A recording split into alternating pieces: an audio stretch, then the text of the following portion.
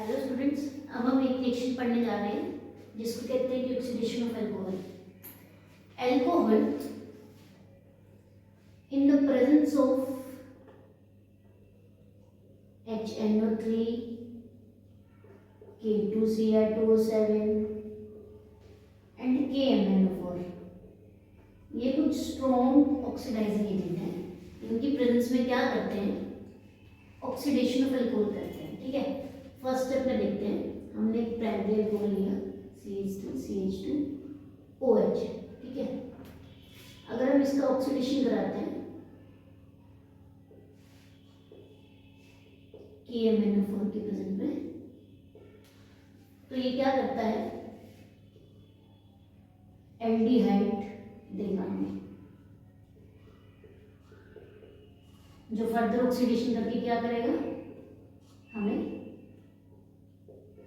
Carboxylic acid दे देगा। ठीक है, अगर हम प्राइमरी लेते हैं, इस केस में प्राइमरी लेते हैं तो क्या इंपॉर्टेंट है याद रखना? तो ये विदाउट एनी बॉन्ड क्लीवेज, जो इसमें ऑक्सीडेशन हो रहा है विदाउट एनी बॉन्ड क्लीवेज होगा। ठीक है, बिना किसी बॉन्ड क्लीवेज के हमें यहाँ पे कार्बोक्सिलिक एसिड मिलेगा। ये बात सबसे इंपॉर्टेंट है इस रिएक्शन की। सेकेंड, अगर हम सेकेंडरी ले CH2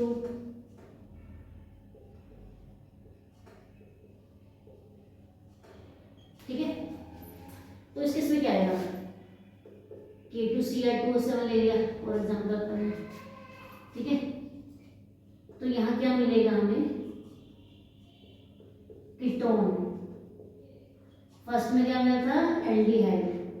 ये फर्दर ऑक्सीडाइज होकर क्या करेगा? फिर हमें, अब हमें यहाँ पे एक चीज डाउट लगेगी कि अगर ये तो सिमेट्रिकल है इस वाले केस में, अगर इन केस क्या हो, यहाँ पे ऐसा हो, कुछ अनसिमेट्रिकल हो, दिस इज अनसिमेट्रिकल एग्जांपल, तो उस केस में हम क्या करेंगे? हमें क्या करना है? एसिड बनेगा। अब एसिड बनेगा कौन सा? क्योंकि इसमें एक चीज और इंपॉर्टेंट है, जैसे कि फर्स्ट प्राइमरी अल्कोहल में विदाउट एनी बॉन्ड क्लीवेज था, इसमें जो रिएक्शन होगी वो क्या होगी? With bond cleavage. यहाँ से बॉन्ड टूटेगा, चाहे यहाँ से टूटे चाहे यहाँ से टूटे। ठीक है, तब ये हमें एक कार्बोक्सिलिक एसिड मिलेगा। इस केस में तो क्योंकि सिमेट्रिकल है तो कोई भी दे दे कोई फर्क नहीं पड़ता, लेकिन इस केस में क्या होगा? पोपोफ रूल फॉलो करेगा। जो CO है वो छोटे वाले कार्बोक्सिलिक के साथ अटैच रहेगा और बॉन्ड जो ब्रेक होगा वो यही वाला ब्रेक होगा। तो यहाँ पे हमें क्या मिलेगा? इस तरीके से एसिड मिलेगा, कार्बोक्सिलिक एसिड। ठीक है, पोपोफ रूल यहाँ पे क्या याद रखेंगे? पोपोफ रूल ये क्या कहता है? जो CO है कार्बोक्सिलिक ग्रुप जो बनेगा वो छोटे वाले एल्काइल ग्रुप को लेके बनेगा। ठीक है, अब हम देखते हैं इसकी थर्ड रिएक्शन। सभी लोगों को समझ आया होगा। एक बार फिर से अगर प्राइमरी लेते हैं तो विदाउट एनी बॉन्ड क्लीवेज हमें कार्बोक्सिलिक एसिड मिल गया। इंपॉर्टेंट पॉइंट यहाँ पे सबसे सेकंड स्टेप में विद बॉन्ड क्लीवेज, अगर सेकेंडरी लेते हैं तो बॉन्ड क्लीवेज कीटोन मिलता है, और अगर अनसिमेट्रिकल हो तो पोपोफ रूल को फॉलो करेगा।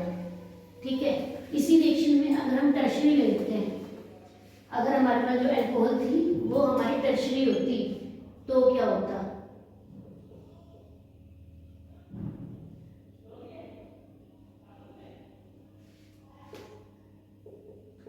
इस वाले केस में क्या है?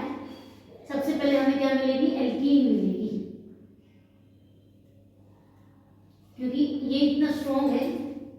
ठीक है, यहाँ से किसी भी, क्योंकि इक्वल है तो कोई भी H2 मूव होगी, यहाँ से प्रोटॉन मॉलिक्यूल यूज हो जाएगा और यहाँ क्या मिलेगी हमें? एक एल्कीन, जो फर्दर ऑक्सीडाइज होकर क्या बनाएगी? कीटोन।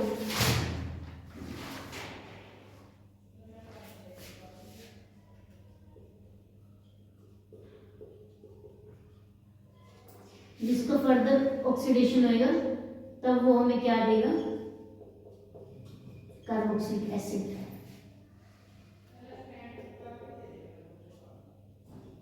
ठीक है, अगर इसका फर्दर ऑक्सीडेशन है, टर्शियरी अल्कोहल की रिएक्शन देखी। एक चीज और यहाँ पे ध्यान रखने लायक है कि जब जिस केस में टर्शियरी होएगा, अगर हमारे पास टर्शियरी अल्कोहल है तो उस केस में सिर्फ और सिर्फ HNO3 की प्रेजेंस में एल्कीन बनेगा, वो कीटोन में कन्वर्ट होएगा, देन उसकी फर्दर ऑक्सीडेशन रहेगी, ठीक है। अब एक चीज और आती है, इन सब जो हम तीनों रिएक्शन पढ़ी प्राइमरी सेकेंडरी और टर्शियरी की, ये फर्दर ऑक्सीडाइज हो जाते हैं। अगर हमें किसी केस में उनको एल्डिहाइड और कीटोन स्टेज तक रोकना हो कि मतलब फर्दर कार्बोक्सिलिक एसिड में कन्वर्ट ना हो, कार्बोक्सिलिक एसिड फर्दर ऑक्सीडाइज ना हो, तो हम क्या करेंगे? तो उस केस में हम क्या करेंगे, कुछ माइल्ड ऑक्सीडाइजिंग एजेंट लेते हैं, जैसे कि क्रोमिक एनहाइड्राइड CrO3, कोलेंस एजेंट जिसका की है CrO3, पिरिडिन ट्वाइस, PCC का फॉर्मूला ये है और PDC का ये है, ठीक है।